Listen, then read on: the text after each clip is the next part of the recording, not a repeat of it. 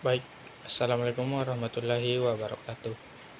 Perkenalkan, nama saya Irwan Yusuf, NIM 200301500038 dari kelas PJKRA. Kali ini, saya akan mempresentasikan tugas filsafat pendidikan jasmani, yaitu memahami manusia melalui filsafat. Dalam Al-Quran, Surah Asy-Syariat ayat 56, Allah Subhanahu wa taala berfirman yang artinya, Aku tidak menciptakan jin dan manusia, melainkan agar mereka beribadah kepada Aku. Dari tafsir tersebut terlihat jelas bahwa jin dan manusia diciptakan untuk beribadah kepada Allah. Namun, banyak dari golongan manusia yang tidak dapat melakukan sebagaimana yang diharapkan oleh Sang Pencipta. Malah, manusia berbuat sebaliknya dan mengingkari apa yang telah dikaruniakan. Itu karena manusia belum memahami betul hakikat dirinya diciptakan oleh Allah Subhanahu wa taala. Ya, kita lanjut. Apa itu filsafat? Secara etimologis, filsafat berakar dari bahasa Yunani, yaitu phileian yang berarti cinta dan sophia yang berarti kebijaksanaan. Jadi, filsafat adalah cinta akan kebijaksanaan. Kata Sophia dalam pandangan filsafat lebih dari sekedar wisdom dalam bahasa Inggris. Sophia mengandung banyak makna. Beberapa filsuf Yunani seperti Herodotus 484 sampai 425 sebelum Masehi, Pythagoras 560 sampai 480 sebelum Masehi, dan Plato 427 sampai 347 sebelum Masehi menunjukkan keragaman pengertian ini. Herodotus menggunakan kata filosofien dalam upaya untuk menemukan sesuatu. Dalam pengertian ini, filsafat diberi arti rasa cinta untuk mengetahui dan memuaskan aspek kognitifnya. Sementara Pythagoras mengaitkan sophia dengan kontemplasi. Plato sebagaimana dipaparkan oleh Andre atau Ujan, lebih jauh menunjukkan hakikat filsafat sebagai hasil kontemplasi dalam 5 karakter berikut. Pertama, dapat bertahan terhadap diskusi kritis. Artinya, kegiatan utama dari filsafat adalah mengkaji secara kritis tentang segala hal. Dengan kajian itu diharapkan terjadi pertanggungjawaban rasional. Kedua, menggunakan metode dialektis. Dengan metode ini, filsafat bergerak secara bertahap, yakni mengkritik pandangan-pandangan yang ada. Setelah itu, membangun pandangan-pandangan baru yang didukung dengan argumen yang lebih kuat. Yang ketiga, berusaha mencari realitas yang terdalam. Filsafat menganalisa hal-hal terdalam dari kenyataan. Ia tidak berhenti pada fakta empiris, melainkan berusaha untuk menemukan kebenaran yang terdalam. Filsafat mencari pengetahuan yang sejati serta hal yang hakiki dari realitas. Karena itulah filsafat metampiris. Keempat, filsafat bertujuan untuk mengangkat tujuan ideal realitas. Bagi Plato, memahami kebenaran berarti juga memahami ide tentang kebenaran yang dicari oleh manusia.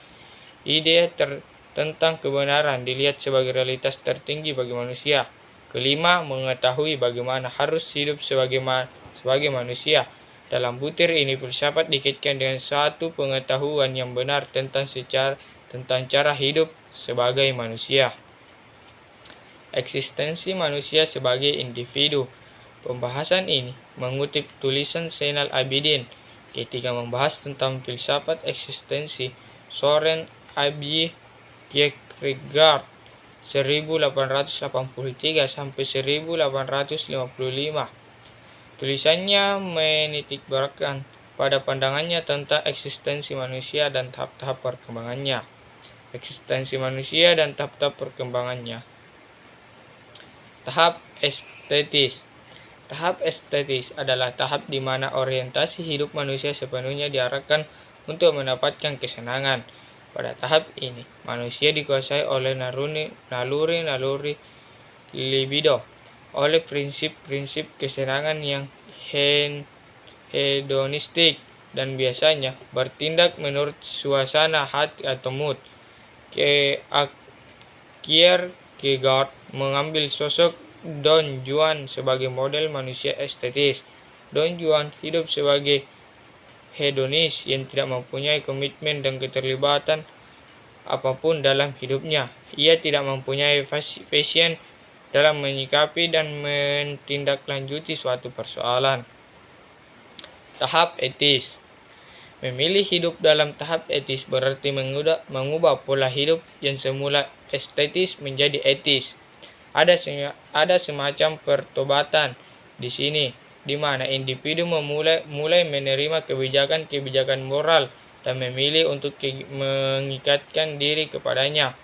Prinsip kesenangan dibuang jauh-jauh, dan sekarang ia menerima dan menghayati nilai-nilai kemanusiaan yang bersifat universal. Sudah mulai ada passion dalam menjalani kehidupan berdasarkan nilai-nilai kemanusiaan yang dipilihnya secara bebas. Perkawinan merupakan langkah perpindahan dari eksistensi estetis ke eksistensi etis. Tahap religius. Koententikan hidup manusia sebagai subjek atau aku baru akan tercapai kalau individu dengan mata tertutup lompat dan meleburkan diri dalam realita Tuhan. Lompat dari tahap etis ke tahap religius jauh lebih sulit dan sebelum daripada lompatan dari tahap estetis ke tahap etis, maka secara rasional kita bisa mempertimbangkan segala konsekuensi yang mungkin akan kita hadapi. Sedangkan lompatan dari tahap etis ke tahap religius nyaris tanpa pertimbangan rasional. Tidak dibutuhkan alasan atau pertimbangan rasional dan ilmiah di sini. Yang diperlukan hanyalah keyakinan subjektif yang berdasarkan pada iman. Hakikat manusia dalam pandangan filsafat. Sebagaimana telah sedikit diutarakan di atas, manusia merupakan makhluk yang sangat unik. Upaya pemahaman hakikat manusia sudah dilakukan sejak dahulu, namun hingga saat ini belum mendapatkan pernyataan yang benar-benar tepat dan pas, dikarenakan manusia itu sendiri yang memang unik. Antara manusia satu dengan manusia lain berbeda-beda. Bahkan orang kembar identik sekalipun, mereka pasti memiliki perbedaan, mulai dari fisik, ideologi, pemahaman, kepentingan, dan lain-lain. Semua itu menyebabkan suatu pernyataan belum tentu pas untuk diaminin oleh sebagian orang. Hakikat dan martabat manusia. Tahap religius, sebagaimana telah dijelaskan di atas, dalam bagian ini lebih diarahkan pada hakikat dan martabat manusia berdasarkan agama tauhid. Manusia dalam ajaran agama tauhid tersusun dari unsur-unsur yaitu materi dan non-materi, jasmani dan rohani. Tubuh manusia mempunyai daya fisik atau jasmani yaitu daya mendengar, daya melihat, daya merasa, daya meraba, daya mencium, dan daya gerak, baik di tempat seperti menggerakkan tangan, kepala, kaki, mata, dan sebagainya. Hubungan antara filsafat pendidikan dan manusia. Dari pemaparan di atas, ternyata manusia benar-benar merupakan makhluk yang unik. Manusia memiliki berbagai dimensi dasar, baik secara pribadi, jiwa, kelompok, dan lain-lain. Sementara itu, bercampur aduk menjadi potensi dasar atau bawaan manusia, sehingga disadari atau tidak, manusia telah mengembangkan potensi tersebut, baik secara maksimal atau tidak, baik dengan baik atau dengan buruk. Semuanya tergantung manusia itu sendiri dan lingkungannya yang mempengaruhinya. Kaitannya dengan hal tersebut, dengan akal manusia yang bisa dikaitkan jenius, manusia dapat menemukan jalan untuk mengembangkan potensi-potensi mereka dengan baik, yaitu dengan berpendidikan. Manusia mulai sadar akan arti penting pendidikan bagi kehidupan mereka. Filsafat manusia menyoroti gejala dan kejadian manusia secara sintetis dan reflektif, serta memiliki ciri-ciri eksistensif, intensif, dan kritis. Kalau demikian, maka dengan mempelajari filsafat manusia berarti kita dibawa ke dalam panorama pengetahuan yang sangat luas dan kritis yang menggambarkan esensi manusia. Panorama pengetahuan seperti itu paling tidak memiliki manfaat ganda, yakni manfaat praktis dan teoritis. Mungkin hanya ini yang saya dapat paparkan dari materi PowerPoint saya. Sekian dan terima kasih. Assalamualaikum warahmatullahi wabarakatuh.